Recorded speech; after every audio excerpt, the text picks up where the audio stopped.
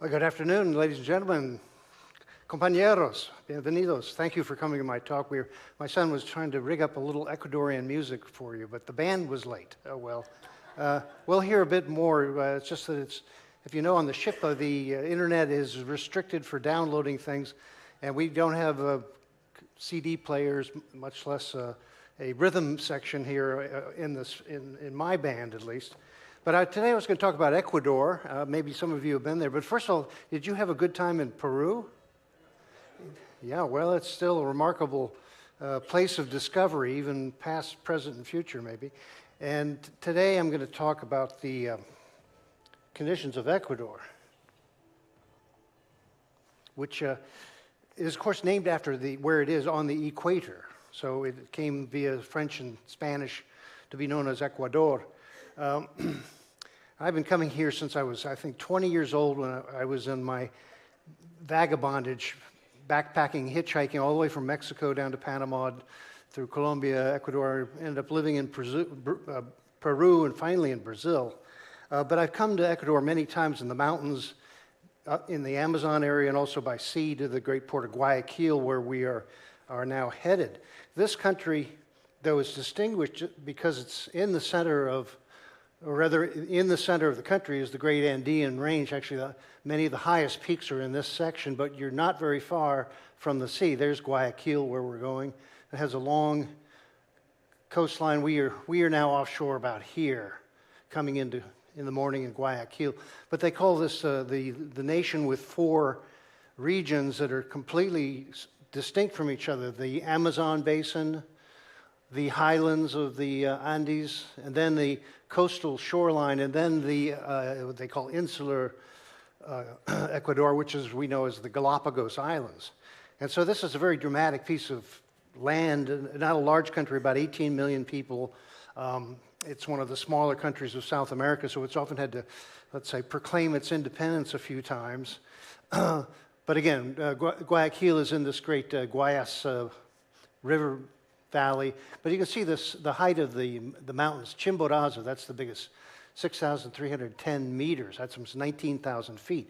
But again, you're only within a few hundred kilometers of sea level, so this is what makes it a very dramatic country. Then there's different parts and regions of it, but like Peru, it's a country divided by geography and always has similar difficulties with its governance, I'd say.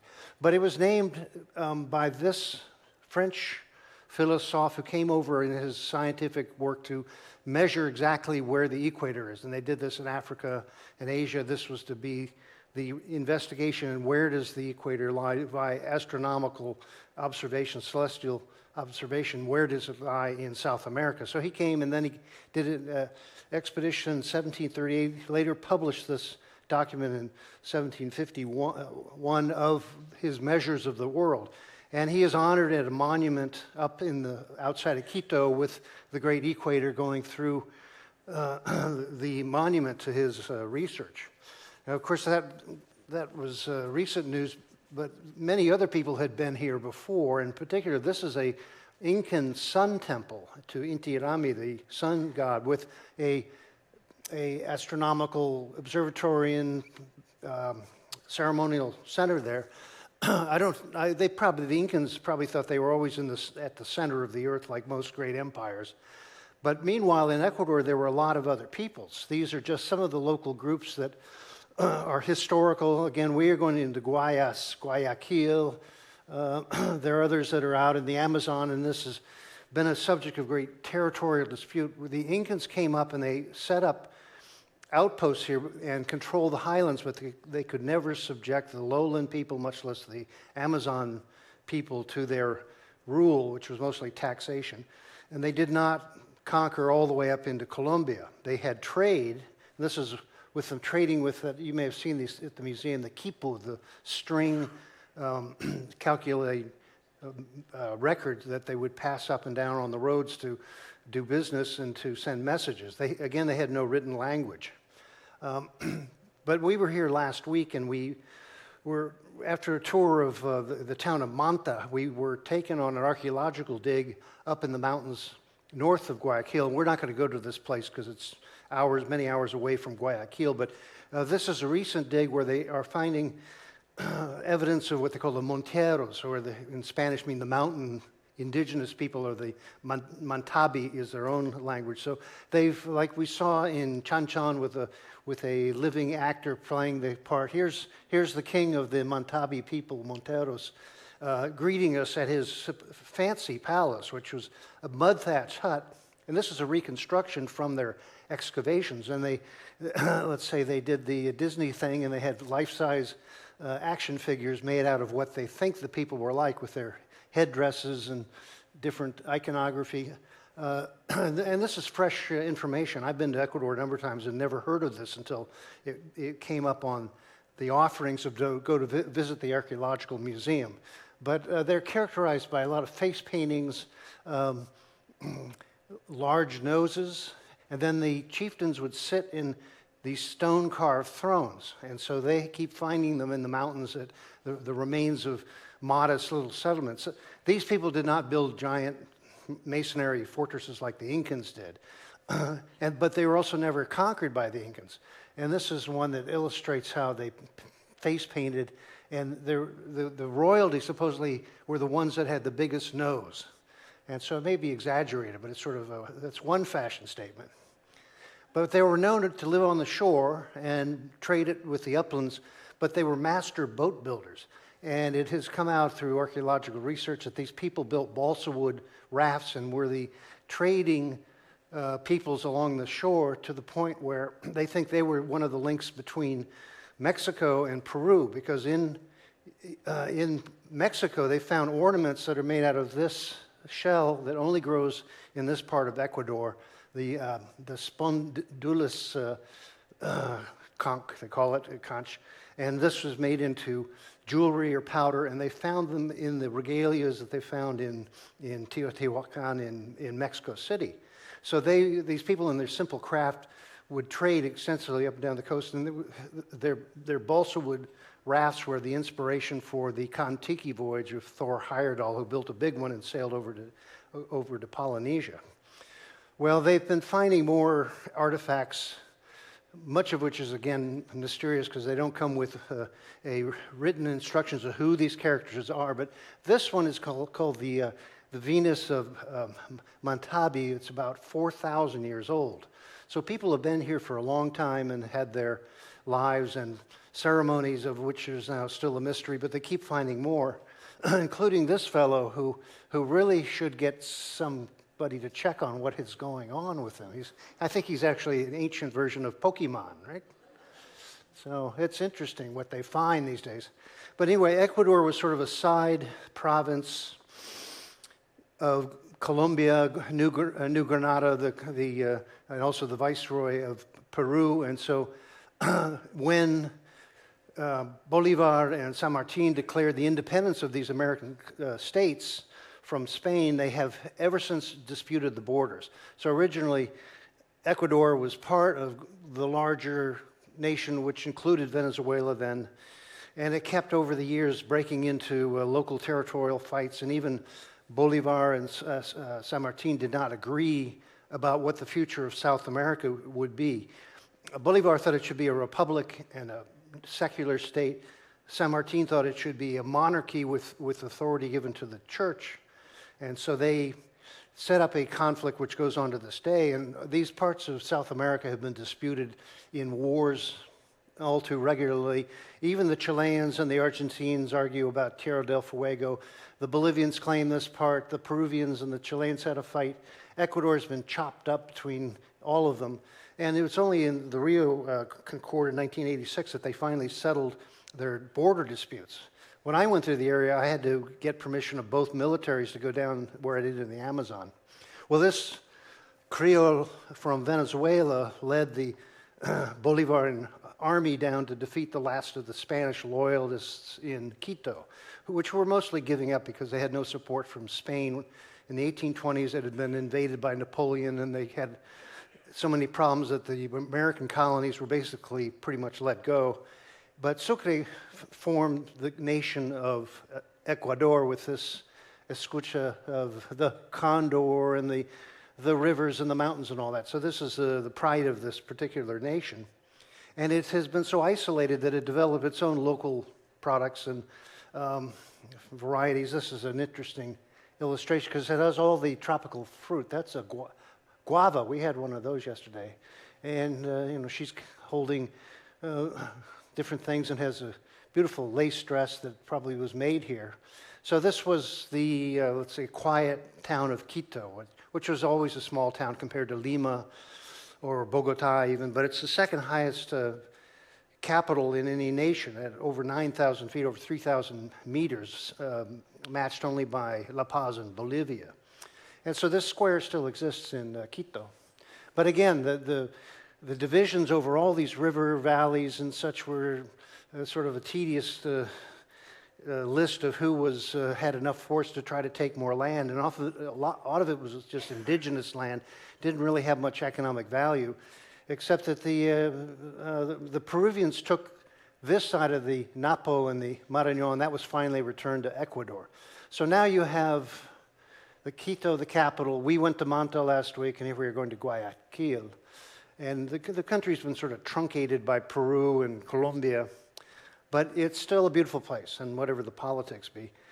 This is the Pacific shore near Manta, which again, some parts of it are jungly, some of it are rocky, similar to the kind of rocky desert shores of Peru that we've been passing by. And outlying islands, the Galapagos are 600 miles, over 1,000 kilometers out to sea. But just north of Guayaquil, you have this port of Manta with its very large beaches. And we came in, I'm just going to show you where we were, just for your curiosity. There's the fishing harbor, and this is known as a tuna catching center. But when we docked, we had these trucks waiting for us, each one with a competing brass band. And I'll spare you their out-of-tune music, but this was sort of, I guess we were the biggest thing that had come into town in a while, or else the fishermen had the month off, I was told.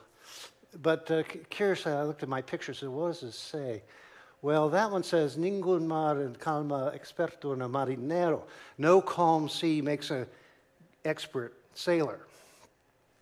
And the other one over there is, I can't quite read it, but it says, the sacrifices of the grandparents are the force that is given to grandchildren.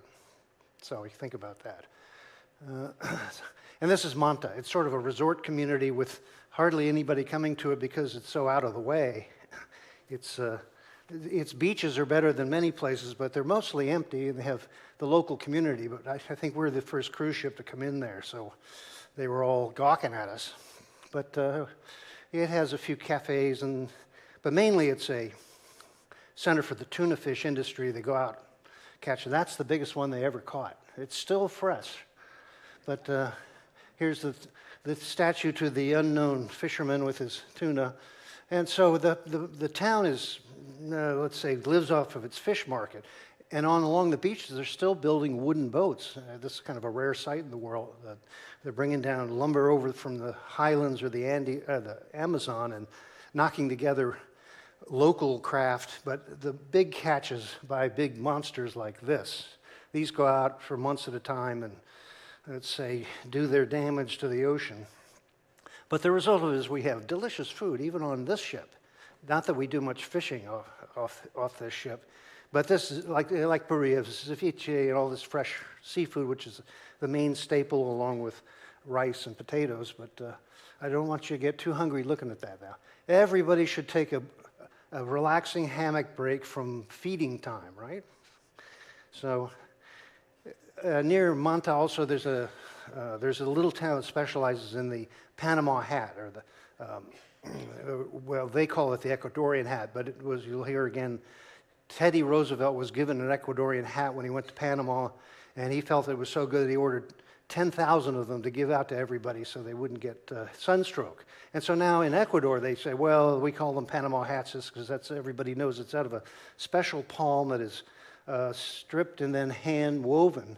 The finer the weaving, the more valuable the hat. I mean, you can get one for $20 or you can pay $1,000, depending on how carefully made it was. And so this is curious because it's mainly a men's fashion, but it's mostly made by women. Surprise, surprise. And they have a special stool that you can see there, and the very fine strips of the palm leaf, and then they lean over it to keep it in shape as they continue weaving it. And this is not exactly OSHA approved or for health and safety. They don't really like people doing this all day long. It can take a day to make a cheap one or a month to make an expensive one, depending on how fine it is. But this is so much pride of Ecuador, and particularly in the town near Manta where it started. They built a statue to the weaver. I took this picture and I still don't know, is she working or is she winking? But anyway, we're going to be going into Guayaquil in the Guayas River. And you can see there's some jungle on this side, a lot of banana plantations and sugarcane around, but it's mainly the port for all of the commodities coming out of Ecuador, which are mostly agricultural. So we go up the river. If you're up right at first light, you'll see us enter in. We'll pick up the pilot off of this wider part and then come up to the docks of the city. And so you're going through a jungle river, and then suddenly you see this big city. And it's been a trading center there because it connects the ocean with the uplands north and east. But we'll be coming in, and the main city's right along that area. This is mostly industrial here. But I'll just show you a little bit of the city. It's generally, it was always had a bad reputation because it was a hot, tropical, steamy place with a lot of work, but also dangerous and unruly city. Now it has buffed up its image and has good security. And we didn't hear of any problem when we were there. But of course, we go to bed before the sun goes down. Right? But here, the symbol of Guayaquil, the lighthouse on a mountain in the center of town. And the name of the city comes after the chieftain Guaya with his wife Quil. And when he was captured by the Spanish conquistadors, they demanded that he show them the gold and go get it. And of course, this area did not have any gold. Usually the natives would say, you have to go up and beat up our neighbors. They're down the road. They have all the gold, and that's why the conquistadors continued all the way down to Peru and to Cusco, where they did find rooms full of gold. But meanwhile, Guaya and Quil were imprisoned, and he said, I will take you to a mountain full of gold.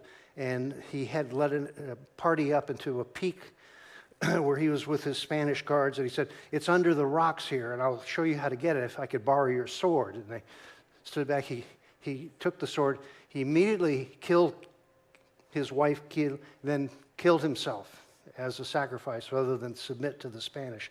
Thereby, this town has that name. Well, the Spanish made it as a fortified sort of a port, not a major one, and then it developed as a commodity export center. This is the Malecon, the waterfront back 100 or more years ago. And today it's much more modern, and it's a much bigger city, about 2 million people. And this is the Malecon. It's been recently rebuilt, so the tours will take you downtown, and you can walk along the waterfront. And it's very nice just because you get a kind of a breeze there, and there are a lot of cafes and such along the river, monuments to the founding of the country, old banks and colonial architecture are still preserved. But in the last number of decades, it has prospered, particularly because they've also found oil in certain parts of Ecuador. So there are now signs of, let's say, glassy prosperity. So this is right on the waterfront that we'll go to. But there's another trip to the old town, which still has its colonial houses with their balconies and verandas, and it's a charming place. But again, it's a bit of a warm town for walking, and a big one. As you go up into the center of the town, there's a hill, and called Santa Ana, and there's this jumble of housing which is painted different colors, and it's a lively town, especially after dark. But it's a beautiful place for overlook. It's sort of like you feel like you're in the Caribbean again, with everybody competing to have different colors for their houses. And then on the top, there's an observation tower and the lighthouse, so the symbol of the city, and a little chapel to Santa Ana up at the top. So this is a bit of a hike, but again, if you're If you're ready, it's ready for you. And then the city is famous as a football team, and it has a lot of animated life. Even this I was surprised to see on the street. A giant monkey in the blocking traffic. It's part of their, let's say, heritage.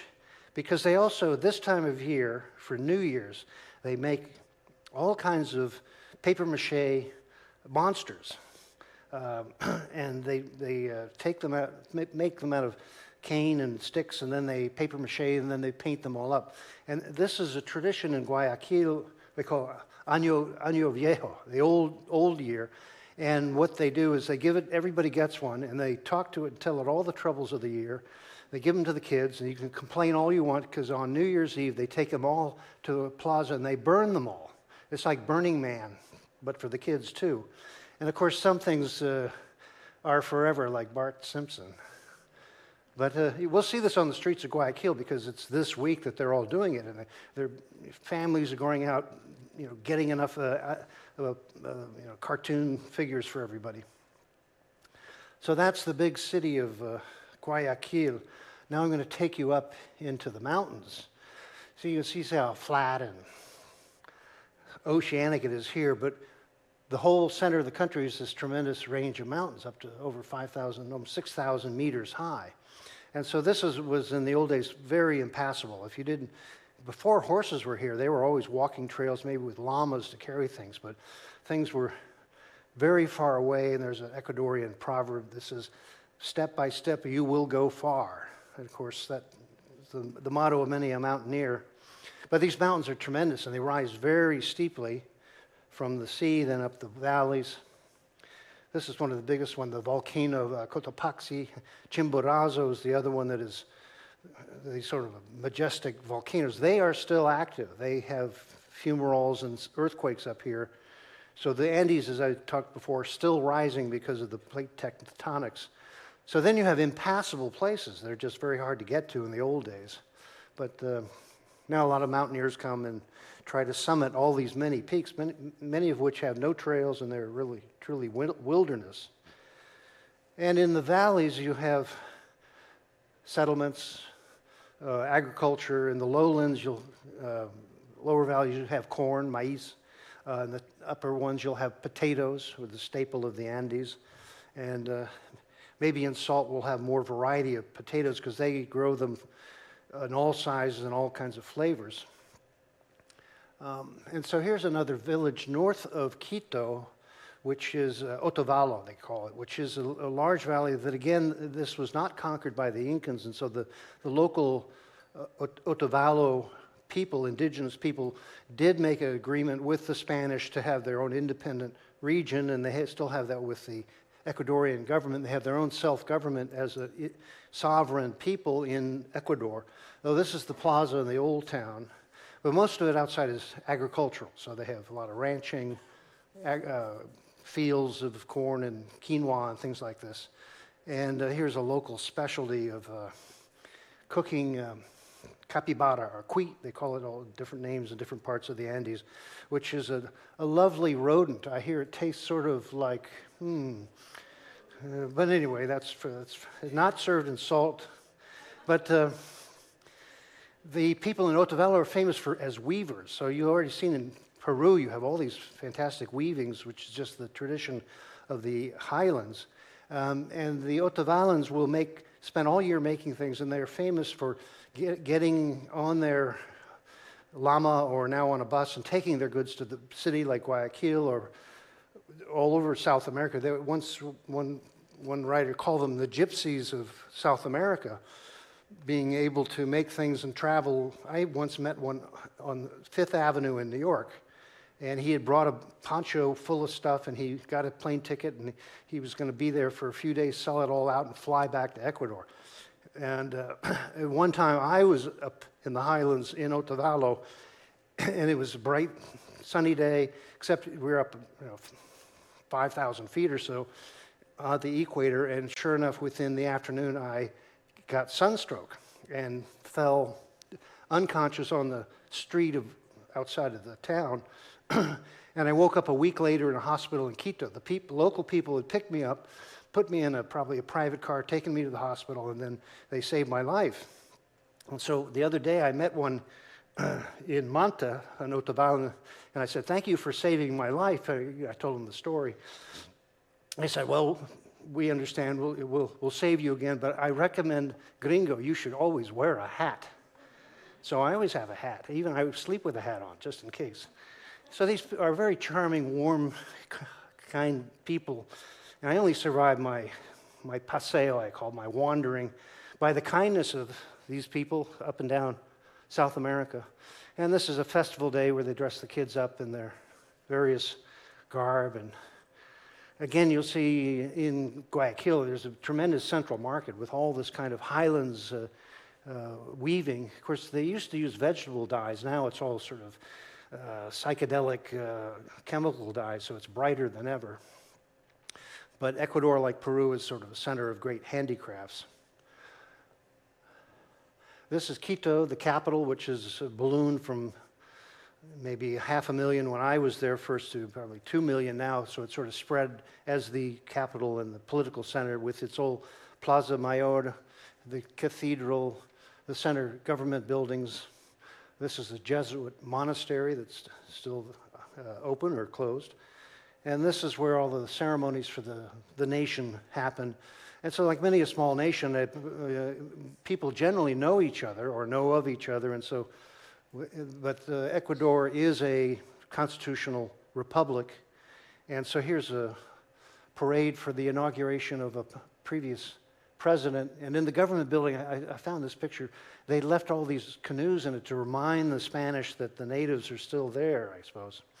But this is former President Morero and Correa and their wives in a peaceful transfer of power. And the troubles of Ecuador are mainly that they were very poor. They've had a considerable improvement in education and health in the recent years because of petroleum income.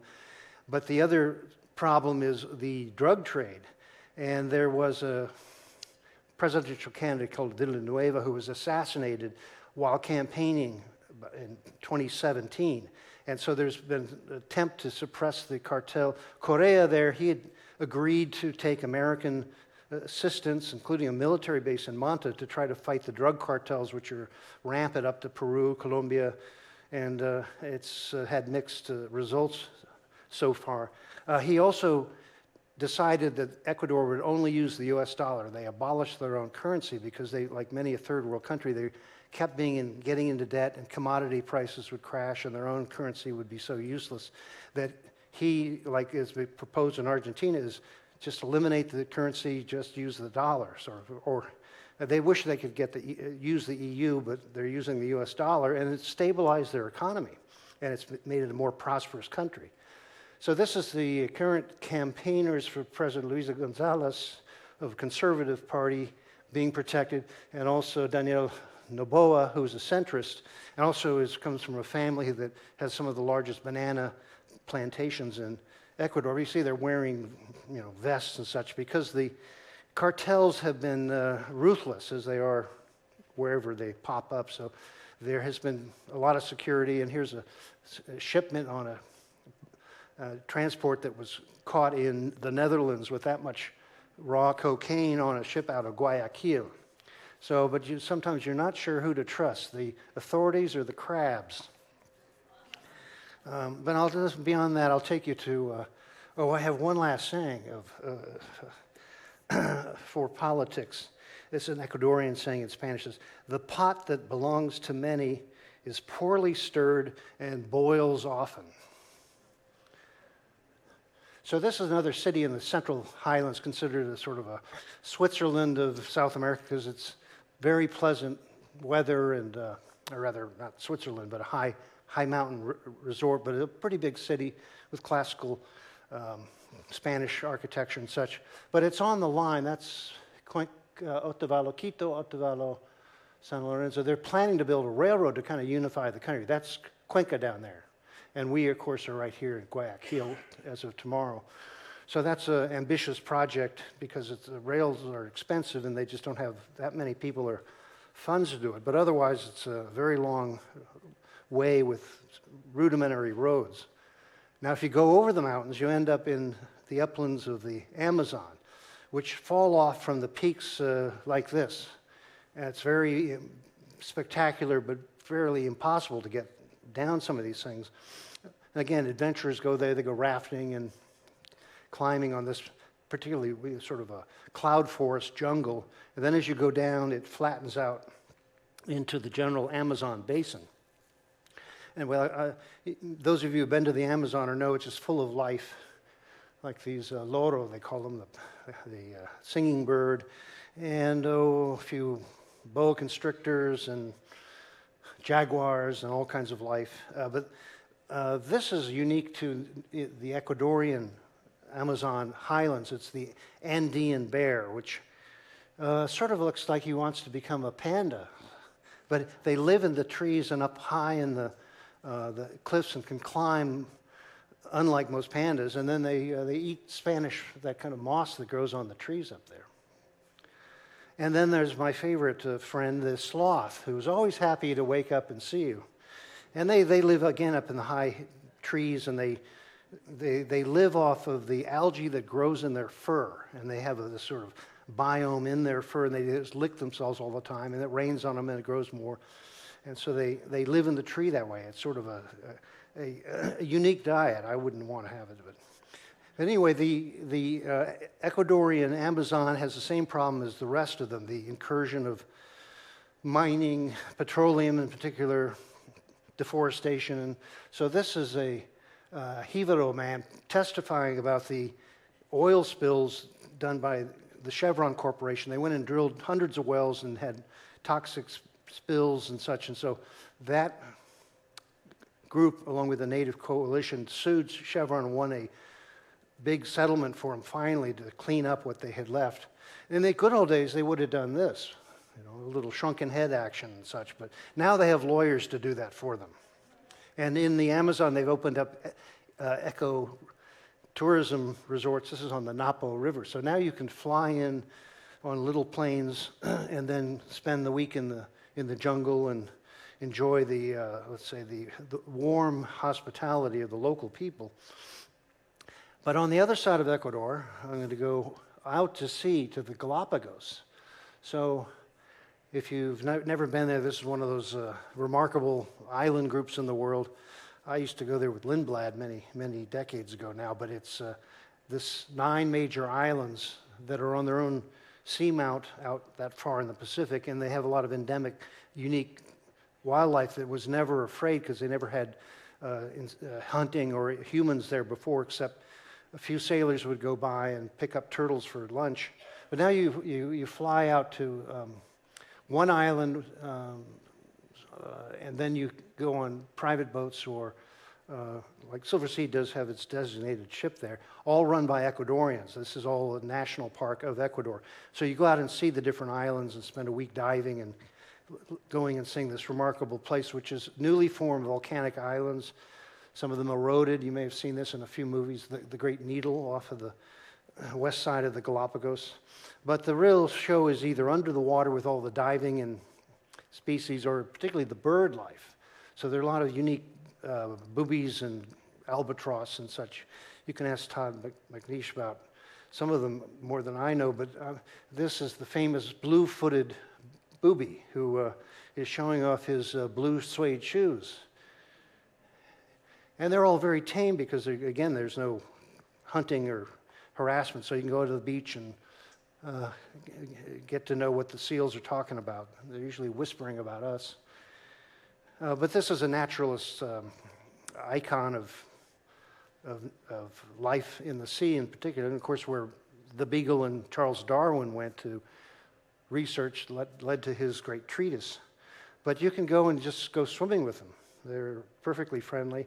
They're not, as they've never been hunted in recent centuries, they're pretty tame. But you have to be careful, they'll take your seat. And then there's the other curiosity of the marine iguanas. And these are ferocious looking, but they're vegan. They only eat seaweed. But they'll scare you. If you're swimming, they'll come up to you and kind of look at you like, maybe I shouldn't be a vegan since humans look so delicious. And then you go on the beach and there are hundreds of them lying around. It's like the world of Jurassic Park and living dinosaurs. But they have this unique ability to hold their breath. I mean, they're air breathing, and then they go diving down, and then they nibble. They just have a big garden feast on the rocks, so they don't have to hunt anything or go anywhere.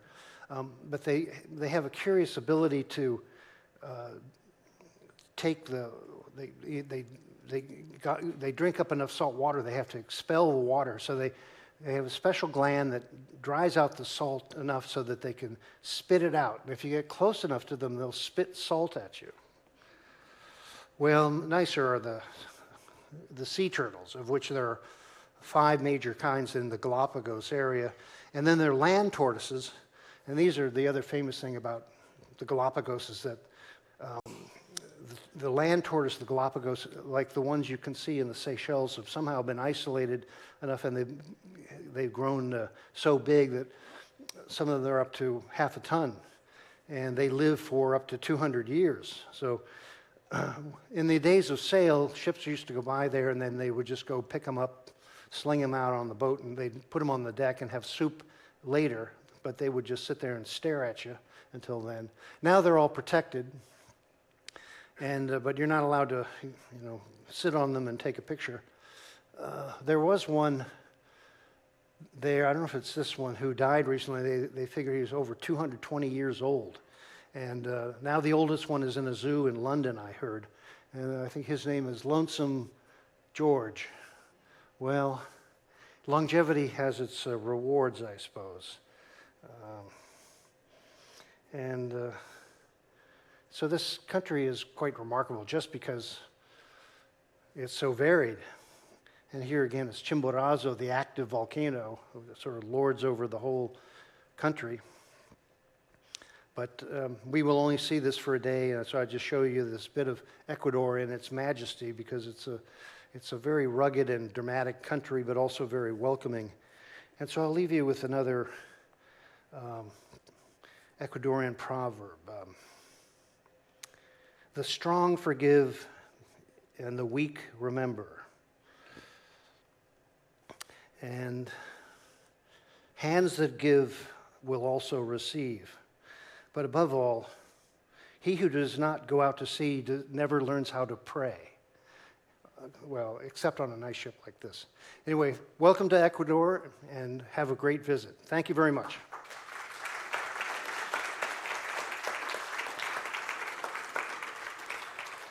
Hey, up here.